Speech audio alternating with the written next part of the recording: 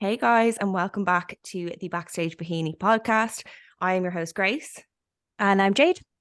And for this episode, guys, we are absolutely buzzing to have Luke Miller on the podcast. It's going to be such a long introduction because he does so much. We were trying to narrow it down to little things, but he's a leading educator in the industry, owner of No Switch Fitness, and he is also an educator on J3U. So thank you, Luke, for coming on. Would you like to give the listeners a rundown as to who you are, how you got into the industry and all that kind of thing? Yeah. So for me, the introductory into the industry was kind of a pursuit of personal bodybuilding, as it is for most of us, that very quickly turned into a passion for coaching. I actually started coaching probably after my first 4 shows. So I did 4 shows before I picked up my first client in regards to coaching and everything like that. And that was kind of the birth of No Switch Fitness, because just the whole moniker around that is no off switch in the pursuit of results. And really it was just like a translation of my personality into how I approach pursuing anything that I want to do. It's like a light switch. I'm either all on about it and I fully dive in, or I'm off and I just couldn't give a flying F about it. Right. So it's very much a representation of myself, but also a representation of the change I wanted to see in the industry, right? Which is kind of where I'm at nowadays. My personal bodybuilding is kind of taken a step to the wayside for the coaching and the educating, because I see the need for the elevation in the standard at which we hold coaches, which is a big hole that we need to fill. And I think we're taking steps towards that, which is why we do everything that we do, right? It's kind of the whole concept behind it. So that's a brief introduction. I tried to keep it as short as possible. Absolutely. Well, we were struggling to, as I said, almost condense it down into one topic, because when you came over to visit us last year, I was like, this guy knows so much. You're just like Google, do you know, the kind of way I was like, is there anything that he doesn't know? So we were trying to condense it down. So just briefly kind of touch on how you got to where you are now and the knowledge that you have. Yeah, you're supposed to under promise and over deliver, Grace. Let's tone it down a little bit for listeners. But so academics has been something that I've enjoyed thoroughly kind of throughout my entirety of my childhood and career. And I went to school originally for engineering, which is kind of where the mechanics side comes for me. Technically, my engineering degree is a mechanical degree, but my research was very biomedical based. So the first project I was on was designing orthotics and prosthetics for people with issues and injuries. Obviously, those who need replacement limbs. The second project was helmet impact. So lowering the amount of concussions by designing a helmet that improves the concussion rates within football, US football, not British football. So that's kind of where the passion for how the body moves and the mechanics kind of started to develop. And then grad school was the physiology side of it. So I went to grad school for exercise science physiology at USF. And that's kind of where that passion for a deeper dive into the physiology of how the human body works started. I was doing that as a pursuit of the coaching I had already started as well. So for me, it's about improving coaching practice. I said this already. I can read to people out of a textbook. I can read to people's studies. I can read people results of these things, but it's not really going to matter if I'm not using it to change the way we coach as individuals. So while I may have that educational background that really kind of pushed me in the direction of doing what I do today, the reality of it is it's not going to resonate, and it's not going to actually create change unless, one, I'm producing winning athletes on stage, and two, I'm actually providing value for coaches to change the way they coach. So everything we do now is kind of trying to mix the two, right? How can we take an academia-based realm and an anecdotal-based results realm and merge them together into better practice? And that's kind of how I've gotten to where I've gotten to, is just the pursuit of better outcomes for everyone that I work with. Because the reality of it is, I did a social media post on this the other day, is bodybuilding is a very camp oriented culture. So you believe in one thing, you believe in another thing. And the reality of coaching is you can't live in those camps and produce results across the board, because you're going to get clients that live outside of that camp that you're a part of, that they need structure outside of that camp in order to thrive.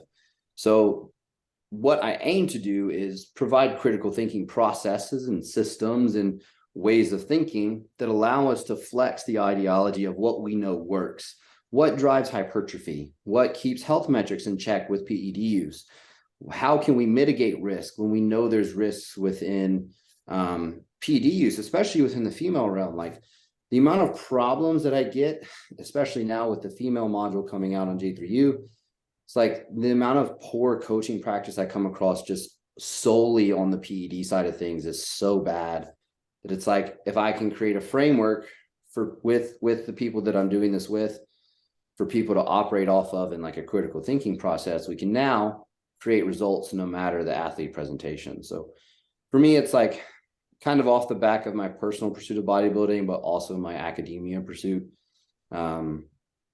It did start very heavily with what personally worked for me. And then as the education level went up, the broad scope vision of like, how do we create results across the entire population was kind of how that developed.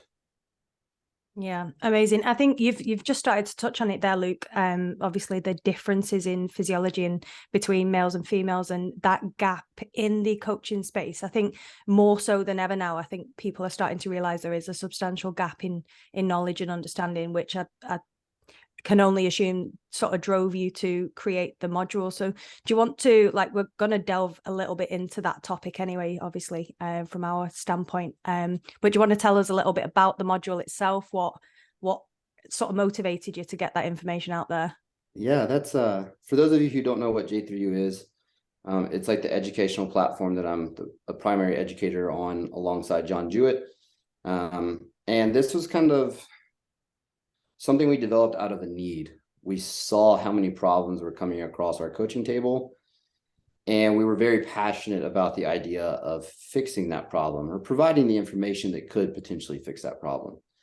And it took us a long time to put it together. It was like, I think 9.5 months of work to put that module together. But it's fully comprehensive, beginning to end, of everything you would need to know on how to coach a female, from the introductory lecture being just baseline physiology of a female, like understanding what that looks like and how that differentiates from a male, all the way to like solving hormonal issues, to understanding the differences from training that we need to make. Because while there are a lot of similarities, there are structural considerations within females we should take into account when setting up programs, especially when we look at like injury profiles and stuff, which Grace got to experience last year with me a little bit. But that's kind of where the desire for that came, is for a need for better coaches. And like, you're already seeing it start to pay off. It's only been out like 2 months. Like, people already coming to us saying like, wow, I didn't realize how much I was doing wrong. And like, that's okay. It's that pursuit of continuing education and improving our coaching practice where we create change over time. So that's kind of where it came from. And it's just, it's awesome to see, because I think, to be honest, I think the UK market has taken hold of it a little bit more than the US market, in that you guys seem to be a little bit more open to change if there's logic provided on the back end of it, than the US market, which has a couple pet peeves I have, especially within like the bikini realm, of like what that ends up being, you know? Yeah, absolutely. I think let's talk about bikini more specifically, because we actually had a bikini pro on the last podcast, and we were talking about kind of the differences between the US and UK, and she'd mentioned that in the US, like, bikini had started like way before it started over here. And in her opinion, it was that the US is more educated. And I think me and Jade were kind of sitting there like, there is kind of some things that are different that they don't do as well, and there's some things that they do better. So what do you feel like is the biggest difference between the two, I suppose, from a training standpoint? We'll get into that first. And how, not say how much better, because we're not better than anybody, but like what would differ, and what would be like the pros and cons, I suppose, of both approaches? Yeah, so my main qualms with the differences is typically from the coaching side, but from the training side, and this is probably just a little bit of like background culturally, how bodybuilding developed in both areas, it's very social media flashy over here, not a lot of actual productive training, especially when you get athletes who are there, like they're at the top level. Like the amount of actual training stimulus you have to provide to maintain a physique relative to actually progress a physique are like very two large differentials, right? And I think that's probably that like core concept is the biggest difference we see across the board is progression over time within bikini athletes is not a very well accepted thought process here. Where in the UK, it's like, I love being at FLF when we were there back in March.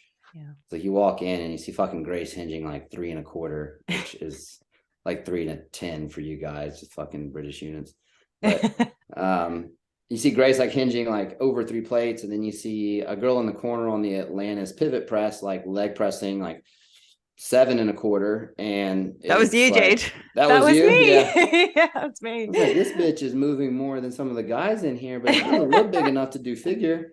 And so I guess like that kind of like core mentality is like where you see a lot of the differences, right? Is the desire to progress driving the physique outcomes rather than using like Band-Aid patches to drive the physique outcomes, which then starts to circle back to a lot of the problems I have within the coaching differences between the two realms. Is like a lot of the coaches in the UK, and there's still problems everywhere you go, right? But a lot of the coaches in the UK kind of get a little bit more that the driving, the training stimulus, and the hypertrophy is it all starts with the training, and then we can use the others to kind of mediate outcomes. Where like here, it's like, how can I make a good social media reel that has the perfect angle on my ass cheeks to catch someone's attention, and then kind of go from there. You're in for a blunt podcast. It's so funny because I actually watched your most need. recent YouTube, and you gave out to Jamie, I think, for sticking your bum out of So yeah, I think it's cool, right? Like it's cool to see cultural differences, but when we talk about the reality of producing results and winning and doing that, I think there's more figured out on the UK side, but the difference is the volume's different. And this is like where my problem with the coaching side starts to come in, is like you get these fucking bikini teams that are like 500 girls deep. And it's like, yeah, no matter what you do, you're going to find 2 or 3 that just genetically are built to do bikini and do well. But what happened to the other 497 of them that are just not progressing or not winning or are coming to me with problems from these coaches that they worked with? It's like, that's the questions I ask, right? It's like, what's happening to that other 97% or 95% that aren't the genetic elite that, like, if we're honest about it, my grandma could probably coach those people and they would still win shows, right? So it's you get these teams that get a name for themselves because of the volume aspect of it, but the volume is driving the success, not the actual coaching is driving the success. And I think that's where, like, if there was more volume in the UK, you would see more often better outcomes with the bikini athletes from there. And then that would drive the ideology of that. Because when you actually look like transformation photos or like actual progress over time, in my opinion, the bikini girls there are making more progress over time than they are here. It's just you have the platform here that sometimes can be a little bit bigger, and then you have the volume that drives a lot of it, and then you create these names for yourself that are hard to overcome, right? So I think that's kind of where my thought process within bikini starts to go with like differentials, is like there's a lot of things we have to start to pull out when we talk about like coaching bikini that I don't think aren't really addressed well here in the States. Yeah, it's interesting you say that actually, Luke, because obviously we were talking to an athlete who's just competed at the Olympia from the UK, and she said that obviously the UK started pretty far behind the US in terms of sort of the bodybuilding sort of exposure, and especially bikini in itself, the division. But then it's interesting, and I don't know whether you agree, Grace, from a bikini standpoint, I think a lot of our sort of like the unsettling nerves, like, am I doing the right thing, especially from a training standpoint? Because we do, Grace and I especially, we train to failure. We are encouraged to sort of take training extremes or training to the extremes. But then you have the likes of obviously the girls at the Olympia and things like that, or girls in the US doing completely the opposite: high volume, low weight, high repetitions, sort of the fluff work that we would not to discriminate, not to offend anybody, but that's usually what we'd term it as. And I think I especially can be guided and a little bit like put off that I'm doing something wrong. And I think from an amateur realm over here, especially, I think we worry that our approach isn't necessarily correct because of the volumes out in the US. So, I mean, from a sort of result standpoint, would you say there's a notable difference between the two?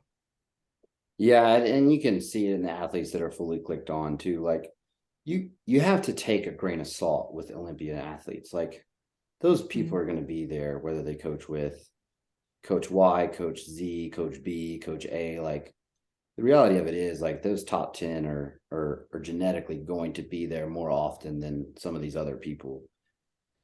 So I don't really look at that as the standard for how these athletes are progressing, because I mean, those are different people in regards to the actual response they can create. It's like, how are these athletes progressing in like the national amateur ranks here, or like the pro qualifier amateur ranks there, right? Like the amateur Olympias or any of those type of shows where you're getting people show up better and better every year. That's kind of where I'm looking for the actual progress. I do think too, one of the problems you'll run into is the ambiguity in bikini, in that you can have an athlete who's a really high caliber athlete place very variably from show to show, depending on the judging panel.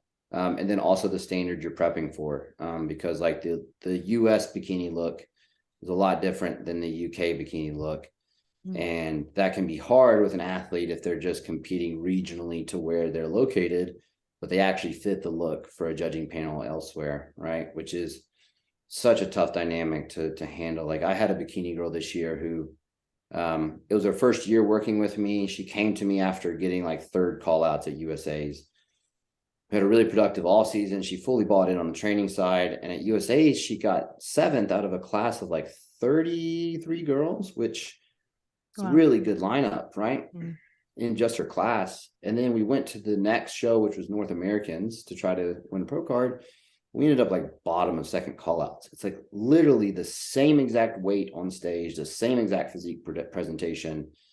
It's like you just have a different judging panel that's looking for something different. And the muscularity level that's required to compete in bikini doesn't differentiate you guys enough in order to carry that from every show often. Yeah. Yeah, I do agree with that as well. We speak about it all the time on podcasts, like the difference between shows, and you never know. I think what you said there about like the differences in training styles and obviously how genetics plays a role. I think a massive thing to also understand is, as amateurs, like we don't have the muscularity yet, and we have to train a certain way to get there. And then perhaps when you get to that level, you get to the Olympia level, it's a matter of what they call like sculpting, and you can kind of do that light and fluffy work. But everybody thinks now that way of training is what works.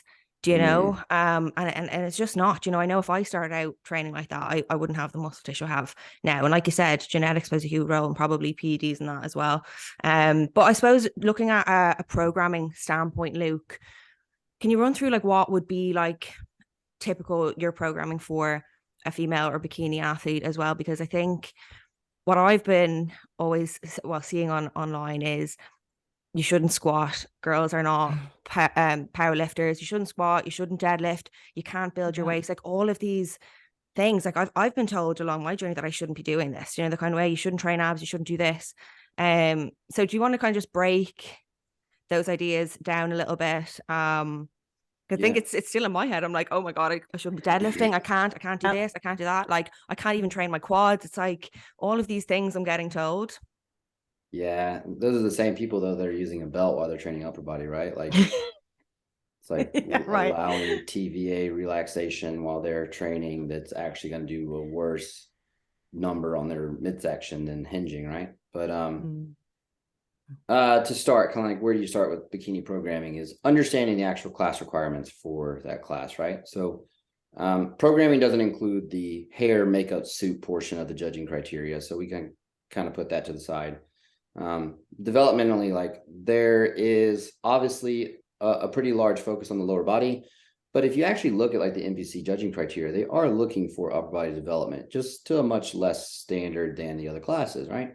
We're a nice hourglass shape, just a smaller level of muscularity relative to the other classes. So people are really quick to throw delts and back and that kind of work out of the equation. And it's just like, I want you to buy a hip thrust machine to put next to your bed, and you do that every day of the week you're in there, right? And glutes are a huge portion of bikini. Like, it's kind of what the whole class hinges on, but we can't forget the other aspects of, just from a keeping an athlete healthy standpoint, where that fits in, but also the actual judging criteria that NPC is looking for. Because I'll be real with you guys, like, I've had bikini girls come back and say, like, yeah, if you just had a little bit more delts, you're probably in the mix of that first call out lineup. And it's like, fuck, like, Jesus Christ, really? Like, that's what we're missing.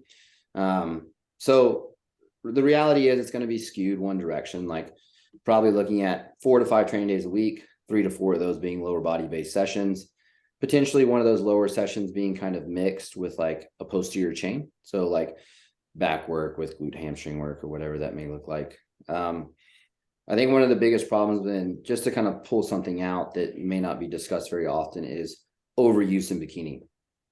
So the hip complex, we can think of it as like an extension of the shoulder, right? It's the 2 ball and socket joints of the human body. It's just understanding how these muscles and tendons attach to this hip ball and socket joint, and then how do they influence this alongside the movement of the actual hip. So like the sacrum with the ilium and nutation, counter nutation, all of this.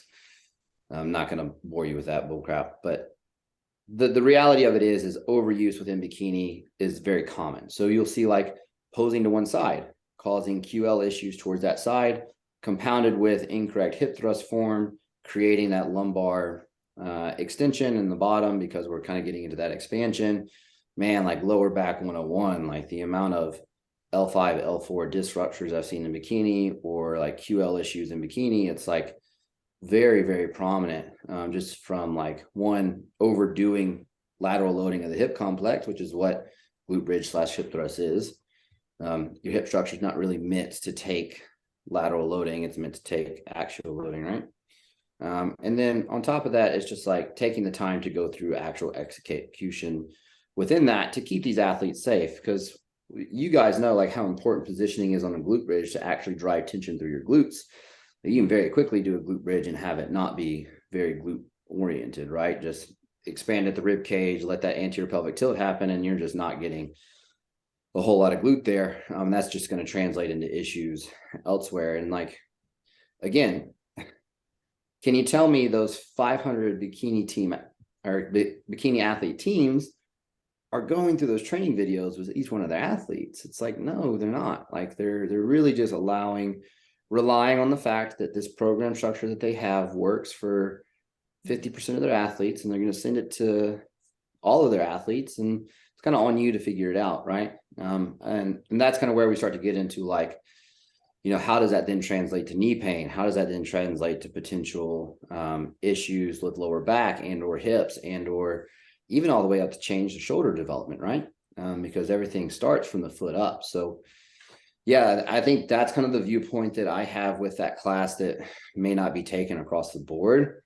But the reality of it is, you mask it with PEDs, because you take enough PEDs, you can kind of get away with half-ass training and still develop to the level of muscularity bikini needs to compete because of that low level of muscularity. So it's like, it's harder to do it right and then lower the risk for the female athlete because you're not needing the PEDs. But the reality is, you can still produce the result with more drugs, less optimal training, but it's probably going to come with more detriment to the athlete. Mm-hmm.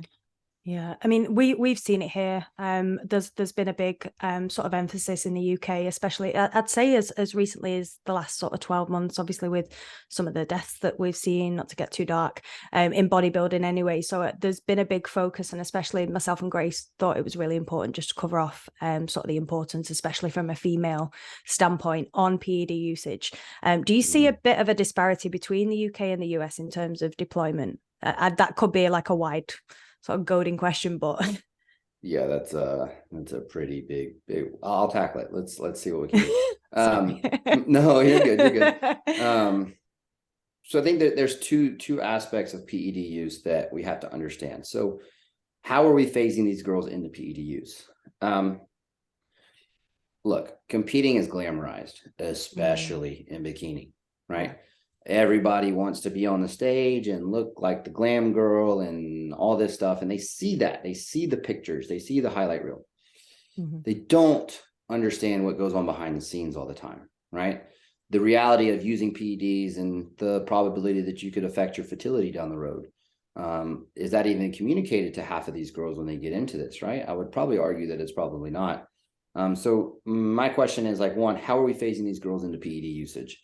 Are they taking 2 to 3 years of very solid training protocols with very good execution and very good execution on all the variables, sleep, nutrition, training, executing all that, and then potentially some non-androgenics that would contribute to the process, but not going to cause hormonal disruption? So you're thinking like injectable L-carnitine, clenbuterol, growth hormone, all those, where we can create an outcome with a bikini athlete that's probably very competitive all the way up to potentially the pro ranks with a lot of these girls, by just getting that stuff right.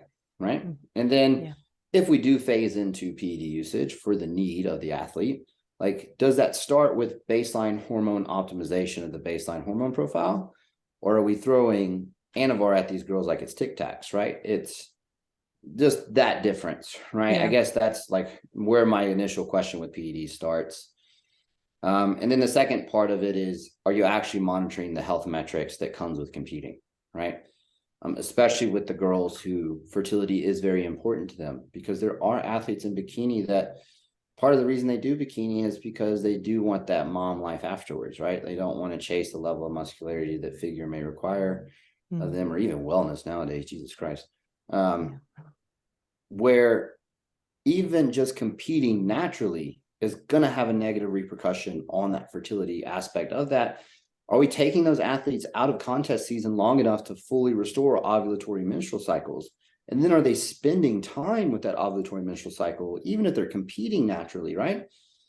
And it's like, yeah, you can have these girls that stay away from drugs for 3 years, but then they compete 9 times in 3 years, and they're just perpetually spending 3 years with no ovulatory menstrual cycle. It's like, I don't want to say that's more of a detriment than PED use, but I mean, that's still a lot of detriment in my eyes to that process, because the coach in that situation that does that only sees the result that promotes their business.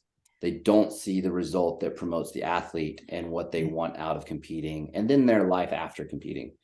And so I guess those are the two questions that I propose when we start to talk about PEDs, is like, where is that line of logic coming from deployment of PEDs with these athletes?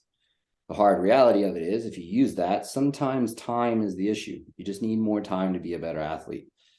And that's not the answer a lot of people want to hear. Yeah, you touched on it there, and Ross actually did a podcast speaking about PEDs previously, but you touched on it there about, like, you know, almost as a natural athlete, you're doing just as much harm, and sometimes there has to be those, you know, hormonal interventions because of the barriers you face. Can you talk a little bit, because I know the listeners will be really, really interested about the HRT side of things, because it is a barrier that we come into on a prep and post prep, and a lot of the times we don't know why, and the education is just not there, especially with coaches. It's still, in the UK, you have coaches saying that this is not a good thing. It drives everybody mad, and it's only slowly we're starting to pick it up as more and more people are talking about it, thanks to you and John, you know, and more coaches in the UK like Ross and Cal doing it. So it's amazing. But will you talk a little bit more about kind of HRT as well, and what you commonly see with your athletes? Yeah, I think I appreciate the shameless plug there for the female module. Because the reality of it is, I'm not going to be able to teach everything on HRT within a podcast, right? But what are we doing with it? What problem are we solving? We're solving the problem of natural hormone production for a female athlete who's seeing that downregulation relative or because of the long duration of a deficit that we spend, right? Reality of female physiology is body fat is very productive to the baseline hormone female physiology, and the stage look condition is very far removed from that optimal place for that, right? So we do see downregulation in signaling, which then causes downregulation in output. If you want to go through all the details of that, you can go check that out on the female module where I detail all that out. But we end up with an athlete that's got a suboptimal thyroid environment, right? TSH is through the roof, with T4, T3 being low or subclinical. We even see lowered output of test / progesterone / estradiol, whatever combination of that you want to come across. You're going to see some sort of variable combination of that. And we're just creating an environment that gets them back to their baseline, because, and I don't, do y'all visually put this up? Because I think of this in like a graph. Yeah, I know it's mathy and nerdy, but it is what it is. When you're replacing the environment for a female, you're increasing the area under the curve for progress. So rather than like having this 6-week anavar deployment where progress goes from like a flat line at 0 and then spikes up to maximum amount of progress for 6 weeks and then drops straight back down to 0. Instead, you're creating, like, if this is 0 baseline, like you're creating this athlete that's spending time here constantly throughout the year, and or constantly when they're in a suboptimal place hormonally. So now, like, instead of the 6-week deployment of anavar, yeah, the peak's lower, we're not super physiological, but the area under the curve of doing that for 24, 32, 48, 52 weeks, depending on how bad the adaptation for the athlete is, you're creating a lot more progress for that athlete without even dipping into super physiological compound use, right? It's like, what's the reality of bikini? Hair, makeup, look plays a part in the judging criteria. If you're dipping into PED use to create that outcome, you're running the risk of driving some of that down in your ability to look pretty on stage, which is wild that that's a judging criteria, but it is what it is. But it's the reality of it, right? But like, yeah, it's true. It's true. Like, we can, like, this is a lot of people that are in, like, not my circle, because my circle understands this, but like coach bodybuilders mainly, or classic physique competitors, or even the people who coach like WPD, they'll make fun of bikini with the fact that, you know, the suit, the hair, the makeup plays into the judging criteria. But it's the class, it's the judging criteria for the class. As a coach, your role is not to make fun of it. Your role is to coach it and provide a look on stage that matches the class criteria, and do that for that athlete, because that's the best interest of the athlete and what they want. So if I can create an environment that maximizes progress without potentially detrimenting some of the judging criteria, it's like, man, like that's such a better option than the alternative, right? So you ask the benefit, right? It, from an outcomes perspective, that's how I see it. Let's talk about a health perspective. Like, you get an athlete that's not producing estradiol, like, to their normal physiological amounts, or they're suboptimal, you're thinking like long-term increased CVD risk, long-term potential for osteoporosis. Like, you're starting to get down those long-term health metrics that could potentially be problematic over time, which is why I've done a reel on this too, but the fucking AI Nolvadex, so the AI SERM deployment with every female athlete they work with. It's like, man, you're taking that female's main advantageous aspect of her hormone environment, of the benefits of estradiol for fat loss and nutrient partitioning and recovery capacity and all of this, and you're fucking crashing it because you think this athlete's going to be watery on stage if they don't do that. It's like, no, just get the fat off them. Like, that's the reality of it. And so that's kind of like, now you're starting to get into the conversation of, why is it important? It's like, man, not only is it better for the outcomes perspective, which is where a lot of coaches only live, they don't look past the results, right? So can we create buy-in with those coaches that only look there? Yeah, we can, because it is better for that outcome, but it's also better for the outcome of the athlete from the long-term health perspective too, because of that, right? You're creating an environment that's keeping them close to their physiological norm, and then is allowing them to mitigate some of those long-term health risks. Yeah. I mean, looking at it from a longevity standpoint as well, just tipping into, you see it, I think personally. Give me a second. Oh, no worries. Oh, you're back. You got me. Yeah. Oh, fine. No, just from a longevity standpoint as well, Luke, I think bikini especially, I think we've touched on it before as well. The sort of instant rewards definitely sort of glamorized. The instant success is glamorized even more now. So, and I think that drives the need or the want to push those results a little bit harder.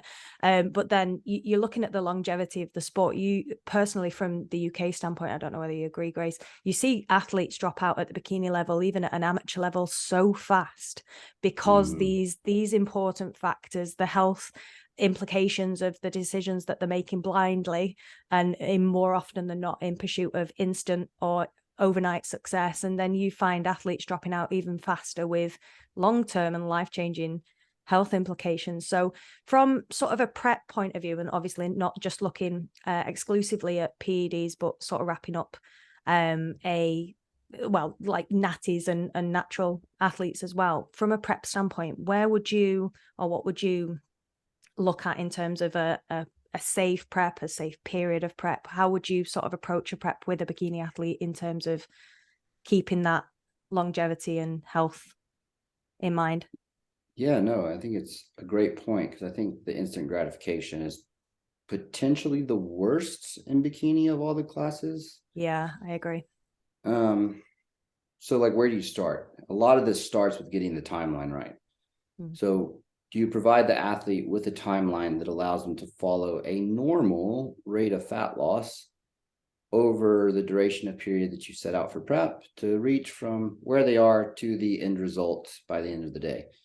I think if we do that very well, we'll see not only better outcomes on stage, but we'll see athletes that aren't having to like really push past where we should be taking athletes to get in stage condition. Yeah. The reality of that is, though, is that sometimes you're going to get an athlete that needs 6 months of work just to get them to that start point of a prep. That's not a very popular answer at the consult call when you're trying to get someone to hand over a credit card, right? So you don't really see that dialogue promoted. So I think it's just being honest with the process first, setting that timeline well, and then making sure that you have places for lab work throughout the prep so that, you know, you can have a clinic already set up at the start of prep. This is what I do with a lot of my girls is I kind of have a clinic ready to roll for them with whatever they could potentially need for replacement therapy across the prep, so that that's ready. And when we do find that adaptation occur, we just plug it in and we continue to roll. Having points during the prep where we're pulling lab work. So let's say, like, very commonly a 24-week prep is not very uncommon. So pulling labs at least twice across that prep period. So typically after the first 8 weeks, and then kind of a little bit further into it after the next 8 weeks. So about 16 and 10 to 8 is kind of where a lot of those labs end up falling, where you can now deploy these HRT metrics or replacement therapies or whatever it may be for the athlete at the right time and when they need it, so that we're not having to go into abuse of PEDs, right? Yeah. And then the reality of this too is like, you're going to have some girls who are just resilient individuals, and they can prep and get to contest shape, and their labs look almost perfect throughout the entirety of it, right? Maybe they get some thyroid downregulation, but the rest of it is fine. Like, I had a girl get pregnant during prep this year. She got pregnant about 9 to 10 weeks out, didn't realize she got pregnant, finished the prep, won the overall at the show, and then found out afterwards that she was pregnant 3 or 4 weeks after the show.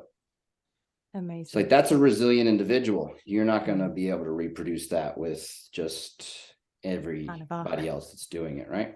So I think that's where I start with natural athletes, is setting up the timeline and the precautionary metrics, and then just having that conversation on the forefront of like, hey, we're going to do this. This might require some replacement therapy to fix this, but it's for your benefit. I'm not just throwing something at you because I want to throw drugs at an athlete, right? Now, the hard part is when you're dealing in like natural federations and you can't use that, then the conversation starts to flip to, you're probably going to have to go to a pretty tough place for a lot of those natural female athletes in order to get them all the way there. And then the repercussions of that are a little bit harsher, in my opinion. So then it's like, you can't use those metrics, but you know, you're making that choice to push it to that level. So It's just like expectation setting with an initial conversation, setting the timeline, and then setting the precautionary strategies. Once you do that, then it's just pretty much like every other prep.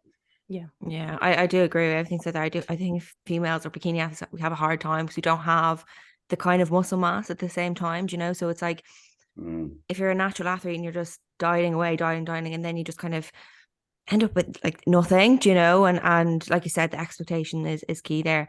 I just want to jump the gun a little bit because you mentioned about a timeline, and then you were talking about kind of length of preps. And it got me thinking about, again, kind of the idea over in the US that you're not really meant to be gaining all that much weight in your off season, and a 24-week prep sounds crazy for some of these big bikini coaches over there. It's like, you don't want to be dieting for 24 weeks. Like, you should be ready within 12, 15 weeks max, you know, and anything longer than that, your body's going to be tired.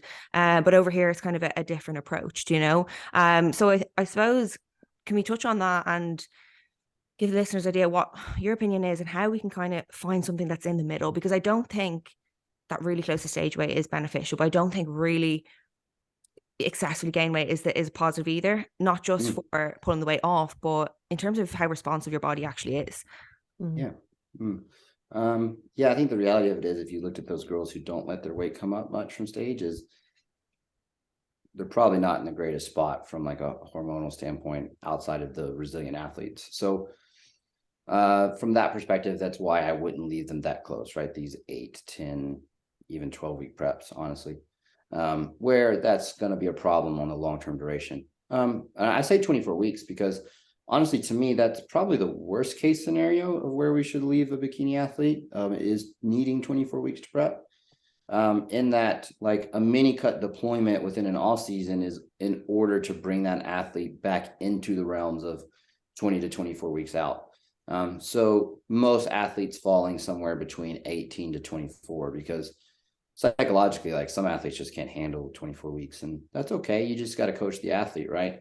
And that you should always be probably about a 6 to 8 week mini cut away from the start of a prep look. But the reality of that is you don't want to do a mini cut into a prep, because then you're cutting a lot of the progress of the start of a prep away. So you've really got to stay within like a couple weeks of that 24-week outlook, so that the prep transition phase kind of moves that body fat set point to that start of prep look that then allows you to run the normal progress over time. So if that athlete is an 18-week athlete and that's the most you can get out of them psychologically, then you just adjust those metrics to say, hey, I don't let this athlete get outside of like 22 weeks out, right? And that's a quick transition into that 18-week outlook. And then you just prep and run the rate of progress. Hopefully you're building your timelines with 2 weeks of leadway at minimum, because you're going to have weeks where you don't optimally progress, plus you're going to get to practice at peak. And then duration of show season, because bikini girls love to run the gauntlet, where you're potentially driving more problems on the back end to fix the longer you keep them there. Which is, if it's communicated, then they understand that and they're willing to take the time off to fix it. It's probably less of an issue, because for some of these girls, they're making their money competing. So you just got to do it. But for the ones that aren't, potentially picking a grouping of shows that doesn't keep them prepping for 46 weeks out of the year is probably how a lot of that planning goes. So yeah, like 24 weeks is not the timeline for everyone. I'd probably say that's like the worst case scenario. But from like a health metric standpoint, we have to let the body fat come up. From a longevity standpoint, we have to let the body fat come up. And the reality is, you're just going to have to change your Instagram posts, because if you just don't like the way you look in the off season, you should, one, probably psychologically work on that with a therapist, to where you can love the way you look no matter the season. But two, it just might not be you shredded in a thong. It might be you all season in a thong. Like, that's fine. Like, it's not that big a deal if that's your content style post. Like, that's okay. Like, you do you, girl. But that's kind of where, like, you start to get this overlaying of psychological dependency that's like, what do I post for social media now? It's like, my coach told me not to get outside 12 weeks out. This is going to be a longer prep. It's like, then they start to stack up, and then you get these athletes that are afraid of putting the body fat on that is, one, needed to progress, but two, allows them to be in a better spot from a health perspective. And I think from a bikini standpoint as well, we've touched on it already, like that femininity, that health, or that exuding healthy, in air quotes, look is so important for the bikini class, and you to carry that. So like you've touched on it there, that excessive sort of over dieting or over competitive sort of cycle that you find. I mean, I don't know whether it's exclusive to bikini athletes, but it's certainly rife in that division. Do you see it a lot? And obviously, what recommendations, what advice would you give to athletes other than off season? Yeah.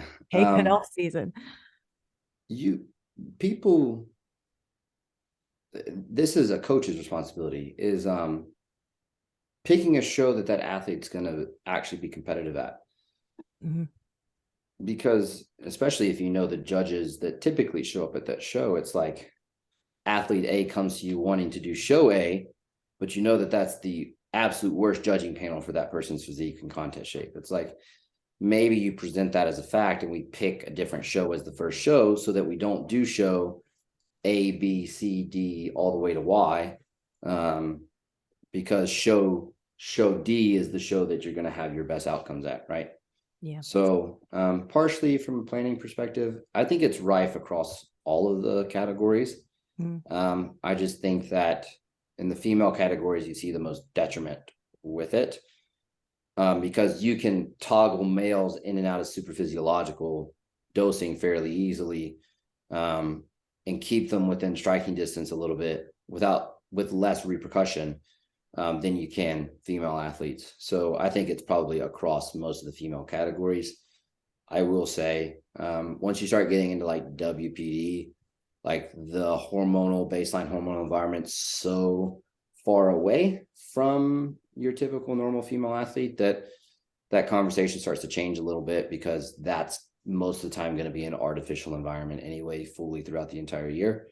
But figure, wellness, bikini, like there's still athletes that are returning to baseline during that process of pursuing that, where if you're doing a better job planning the shows, you can kind of try to keep them away from competing a lot. And then the last part of it is like, girls love stage photos too, right? It's like, if that's what you want, like just schedule some photo shoots. Like that's probably provides more variety to your content anyway. You do one show, do a couple photo shoots afterwards, and that way you get the photos you want and you don't kind of extend the process of detrimenting your health.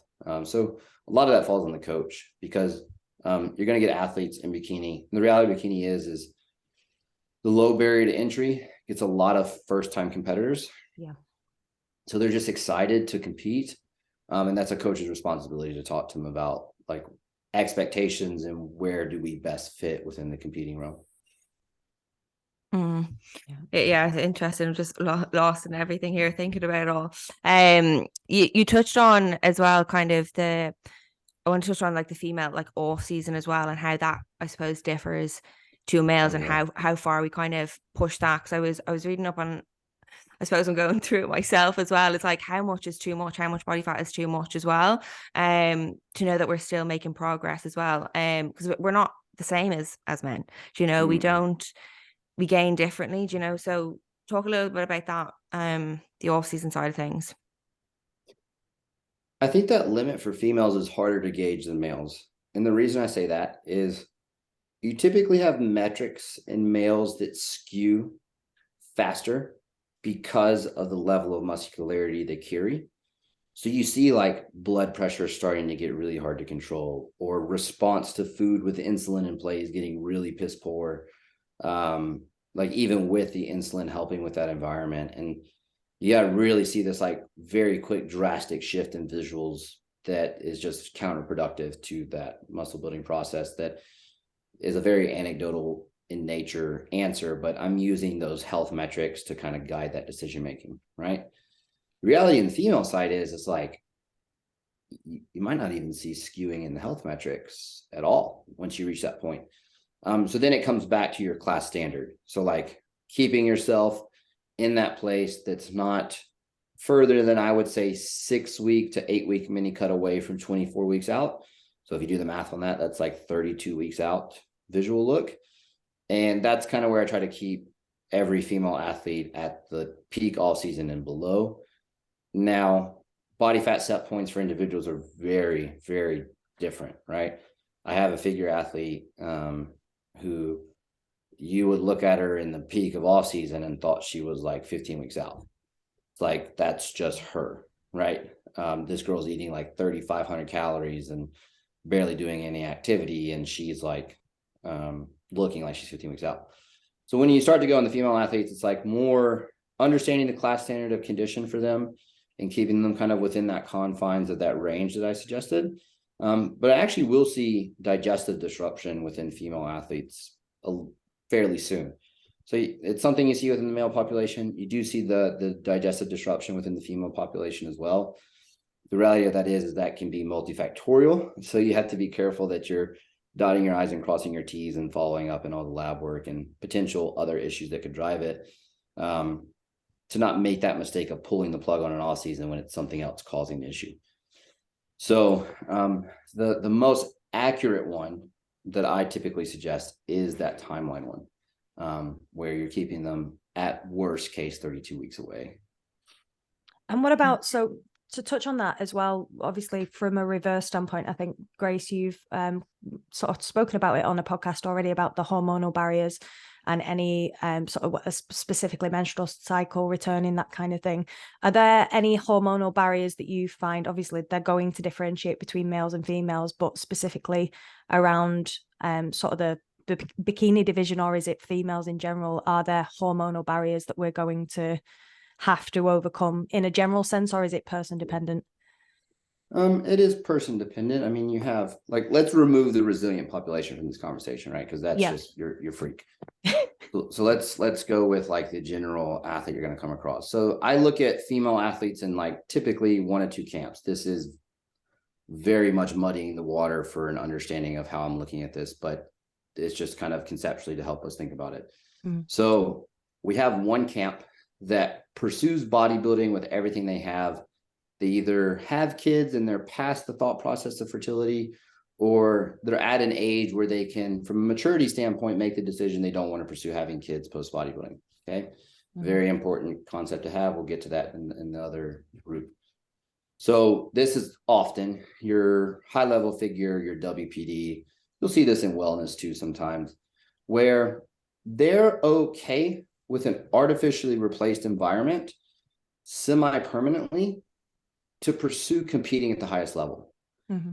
That is their decision to make. And if you have this conversation about the detriment of that and the potential long-term pursuit of that, and they're okay with that because they've come to that place of being okay with not doing what it takes to restore fertility, then that is the athlete that can compete a little bit more frequently. That is the athlete that can not really have to worry about bouncing back hormonally because they're artificially replacing it. And so this is where, like, then you start to get progress on top of progress on top of progress, because now it's more health metric management, not hormone restoration that's a part of the process. So that is one group. The reality of bikini is most of them live over here in this group, in that there's some sort of fertility goal on the back end of this. And the reality is duration of restoration, so how long it takes an athlete to restore an ovulatory menstrual cycle, is extremely variable across the athletes that you work with. You have a case study and like a PubMed case study that took a girl after a natural prep 18 months to restore natural ovulatory menstrual cycle. So natural competitor, no super pharmacological intervention. But that's the reality of it, right? Like, that's how long it took that athlete. So it took her 18 months to get it back. Now she needs to spend time there, right? So that's where the decision-making very largely changes, because now that post-show environment's about getting them to a body fat level and a stability level that doesn't take them too far out of the confines of being able to get back in show shape when it's time, but also gets them back to ovulatory menstrual cycles and them spending time with those ovulatory menstrual cycles. This is the hardest group to coach because there's so many different variables in that, where all the way from the resilient athlete who you just pull food back in, they gain a little bit of body fat and they're good to go, to the alterations in HRT to drive ovulation in order to create that artificial environment of fluctuating through the menstrual cycle to drive the natural ovulation and get them back to ovulatory menstrual cycles. So like very big group over here. And the question to ask is like, have you had that conversation with the client? Because the maturity aspect of this in bikini is the hardest one to deal with, because you get the 19-year-old who says, I don't care about having kids. They get to 28 and they're like, I want to have kids. And now they're going to look negatively upon you for making those decisions that actually were detrimental in them having that later on in life. So it's a harder aspect to restore, but it changes how you do that post-show phase, because reverse to recovery lives on a spectrum. So recovery diet is like throw a lot of food at someone, get body fat on them quick, try to get them back to their baseline environment really fast. This would be the person who's done competing.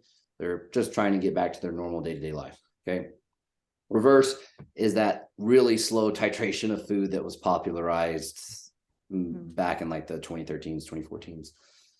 That's probably suboptimal in and of itself. Most athletes live somewhere in the middle, where we got to add body fat and we have to get them there. And just finding that rate of body fat accumulation that allows them to, one, restore that hormonally, but psychologically take care of the athlete as well, because post-show blues are a real thing, where it's not too fast for them that they start to go down this depressive path, is a really hard balance to strike with this class.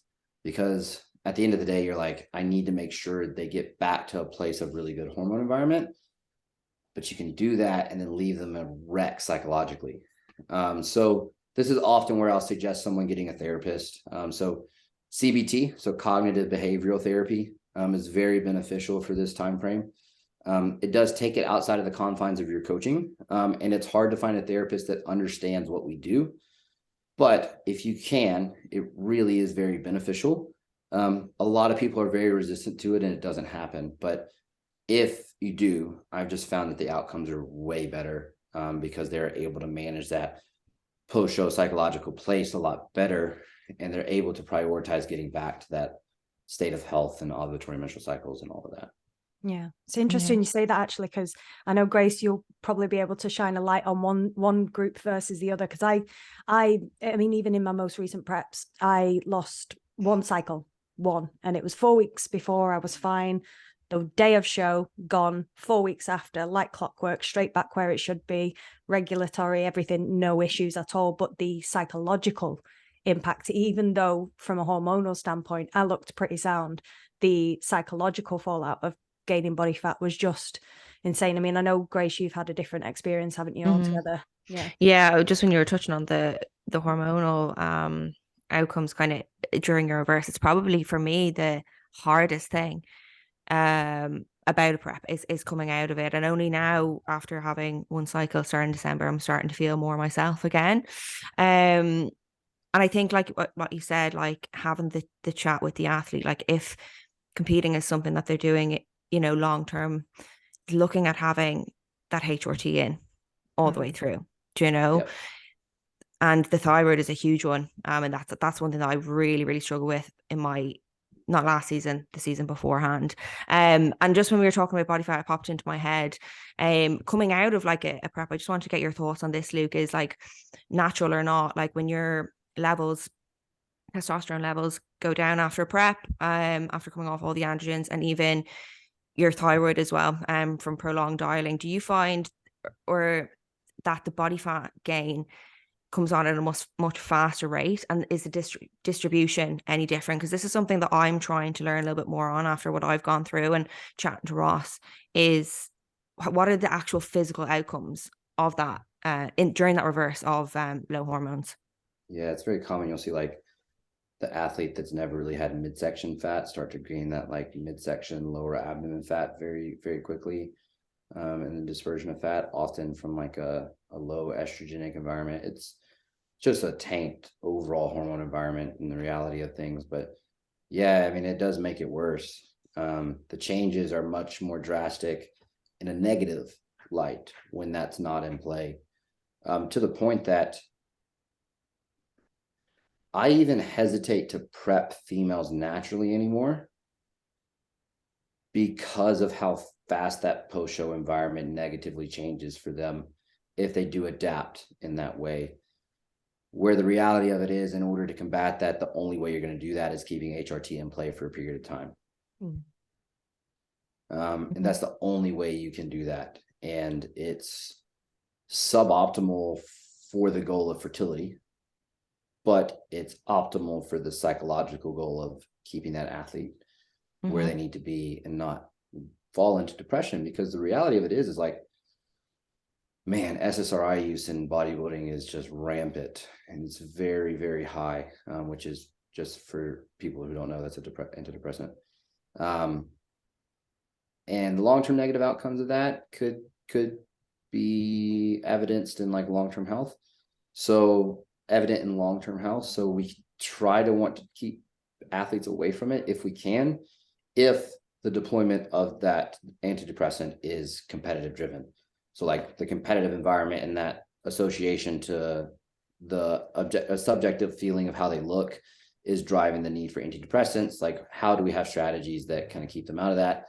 HRT is a fucking great one for a female athlete that keeps them, that rate of body fat accrual, in a little bit of a better place to help them get back there. So that's the art of coaching, man. It's like, yeah, what's optimal on paper may not be what's optimal for the athlete. That's why I'm so big on systems of coaching rather than this is what we do with a X athlete, because systems flex across every presentation of athlete we work with. This is what we do with an athlete doesn't flex across all the presentations.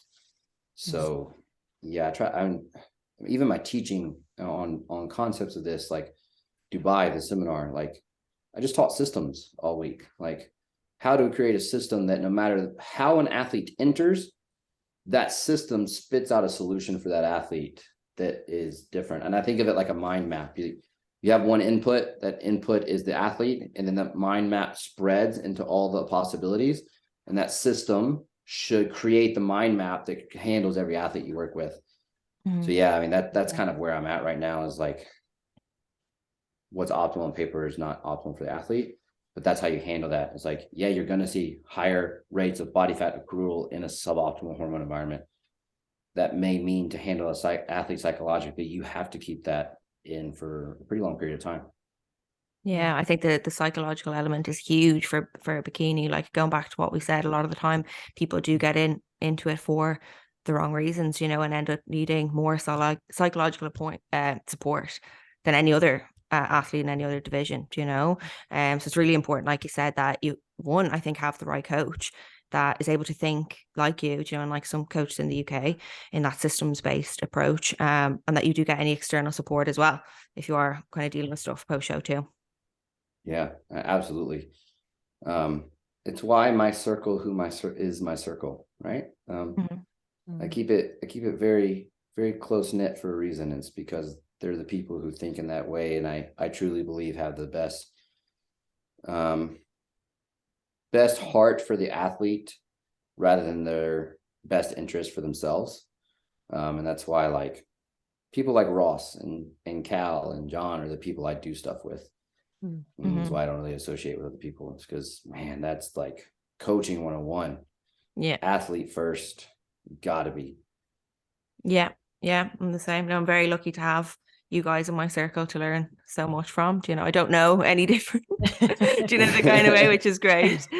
Yeah. It's interesting as well, actually, talking about things like that, because from an athlete standpoint, I'm sure some of the listeners listening as well may have had like a complete array of different coaches and different experiences and things. So I'm hoping that this conversation as well opens a few eyes and sort of raises a few red flags with those things, because it's the difference between enjoying this sport for any period of time, or for the period of time you'd like to enjoy it for, versus falling at the first hurdle and never even understanding or realizing your own potential because you've been burnt out at the first hurdle. Yeah. I think you see it happen so much though, because you get athletes trying to make a quick buck. Yeah. And that they're people who are athletes and athletes only, and they don't actually have an interest in coaching. They're just trying to support their athlete journey with the coaching. And so it because it requires a lot, man, to do it at the way that I do it and the way that people like that do it. Like, I really don't even see myself competing anymore because of what it's requiring of me, right? So people don't want to do that, but I think if we can get it to a place where there's enough content out there, like the female module, that's a resource where they don't have to critically think as much and they can just use that resource, then it's like you make that easier for that athlete who's just trying to make a quick buck to actually be a coach because they're just able to follow those systems that have been created. Yeah, absolutely. Okay, we'll wrap this up here. And I suppose, Luke, do you want to tell people where they can find you? And of course, the J3U module that we want to do a massive plug for, not to try and sell anything, but because I know it is really, really high quality and the time and effort that's gone into this. And also it's one of its kind, really. There's nowhere on the market. So if anybody is looking to learn more about what we talk about, that's really the place to go. Yeah, I appreciate that, Grace. The classic Instafluencer link in bio is a great way to find out everything we're doing. But it's No Switch Fitness on all platforms. So No Switch Fitness on Instagram. We have a YouTube page where we do that as well. So No Switch Fitness YouTube. All of my online education content goes on J3 University as far as like courses and stuff. We also have like a really big forum community that helps you with coaching your athletes. So people come in there, they put client case studies, we help them solve those problems, all of that. So it's not just a course, it's a community as well. And then we also have the educational seminar events like Dubai a couple weeks ago, where we're traveling across the world and putting on these events to kind of help you level up in coaching and get that in-person experience that's very personal and allows you to get out of it what you need to get out of it. So best place to follow for that kind of stuff is Instagram, because we were always putting it on there.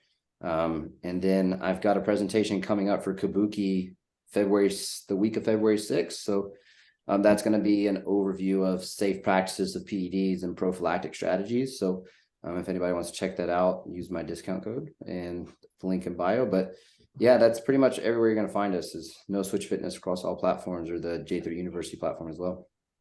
Amazing. Yeah. Thank you so much, Luke. Really do appreciate your time and all the information. It's incredible. My head's buzzing. Yeah. I appreciate you guys tonight. I appreciate you guys having me on. It's very rare that I get to come on a podcast with people who have that interest of like pushing coaching forward. So it was very refreshing to come on and get the questions asked that were asked by you guys. So I really appreciate that. Absolutely. I think that's what Jade and I are exposed to, and we're very passionate about it as well. And obviously with Ross and stuff. So yeah, appreciate it massively, Luke. And thank you so much. We'll chat soon. Thank you for your time. Bye.